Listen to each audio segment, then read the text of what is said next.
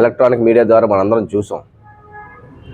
మరి ఇంత దుర్మార్గమైన పాలన ఈ రాష్ట్రంలో కొనసాగుతుంది.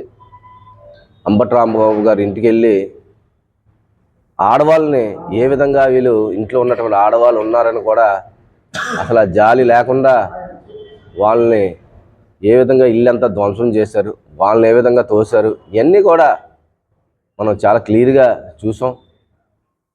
అంటే ఇదంతా టాపిక్ని డైవర్ట్ చేయడం కోసం, ఇదంతా కూడా వీళ్ళ అసమర్థతను, వీళ్ళ చేతకంతనాన్ని, ప్రజలకు ఇచ్చినటువంటి హామీల్ని వీళ్ళు కొనసాగించకుండా అవన్నీ కూడా వీళ్ళకి ఎలక్షన్లో ఇచ్చినటువంటి హామీలు ఏది కూడా నెరవేర్చకుండా వీళ్ళు చేస్తున్నటువంటి కార్యక్రమాల్లో భాగంగానే వీళ్ళు ఈ విధంగా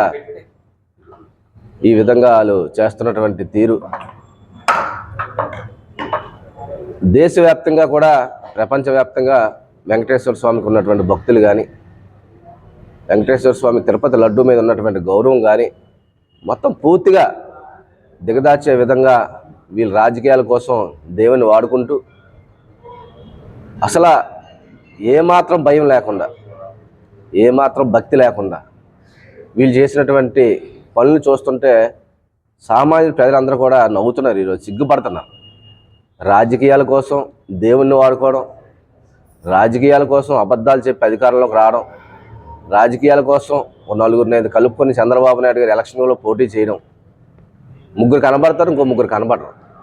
ఈ షర్మిల మేడం గారు ఇలాంటి వాళ్ళు ముగ్గురు కలుపుకోవడం, వీళ్ళు వెనక నుంచి ఫ్రంట్ నుంచి పవన్ కళ్యాణ్ గారు, బీజేపీ, ఇలాగా ఈ విధంగా నువ్వు సింగల్గా నీ చరిత్రలో ఎప్పుడైనా ఒకసారన్నా ముఖ్యమంత్రి అయ్యావా?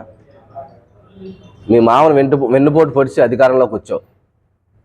దాని తర్వాత తెలుసు కదా, బీజేపీతో అలయన్స్, కాంగ్రెస్తో అలయన్స్, పవన్ కళ్యాణ్ గారితో అలయన్స్, అన్నీ అలయన్స్ మీద తప్ప నీకు మన ఎలక్షన్లో ఎంత పర్సెంటేజ్ వచ్చిందో నీకే తెలీదు.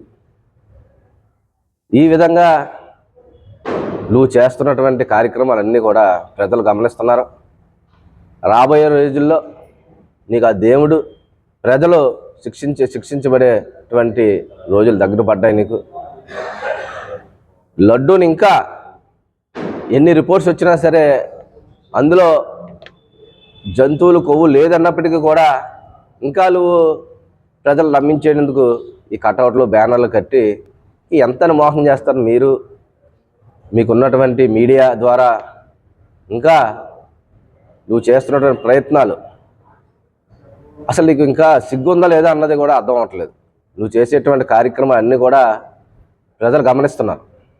ఎలక్షన్లో ఇచ్చినటువంటి వాగ్దానాలు, ఏదైతే ఆడబిడ్డలకు నెలకి 1800 అన్నావు, ఏదైతే ఈ యొక్క డిగ్రీ చదువుకున్నటువంటి యువతకంతా కూడా నెలకు 3000 రూపాయలు నిరుద్యోగ వృత్తి అన్నావు. నువ్వు ఏడ్ చేస్తున్నావు? 2 సంవత్సరాలు అయిపోయింది, ఇప్పటిదాకా కొత్తగా పెన్షన్లు అవ్వలేదు. అప్పుడు వైఎస్ఆర్ కాంగ్రెస్ పార్టీ హయాంలో ఇచ్చినటువంటి పెన్షన్లు తప్ప నువ్వేటి ఇచ్చావు? కొత్త పెన్షన్లు 2 ఇయర్స్ అయింది, పెన్షన్ అవ్వలేదు. అన్నీ కూడా అబద్ధాలు, ప్రతిదీ కూడా అబద్ధాన్ని నిజం చేస్తూ నువ్వు ఈ యొక్క రాష్ట్రంలో నువ్వు కానీ, నీకు తోడు పవన్ కళ్యాణ్ గారు, ఆయన చూస్తే నిజంగా ఆశ్చర్యం వేస్తుంది. ఎలక్షన్లో విపరీతంగా ఊగిపోయినటువంటి వ్యక్తి ఇప్పుడు అసలు ఎటువంటి మాట కూడా మాట్లాడట్లేదు.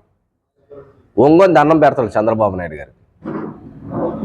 నేను ఎక్కడ తల వంచను అని చెప్పినటువంటి వ్యక్తి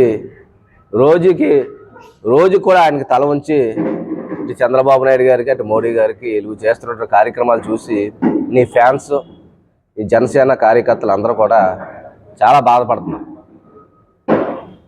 కేవలం డబ్బుల కోసం, నీకు ఇస్తున్నటువంటి ప్యాకేజీ కోసం నువ్వు ఏ విధంగా అయిపోయావని ప్రజలందరికీ తెలుసు. ఏమైంది నీ పౌరుషం?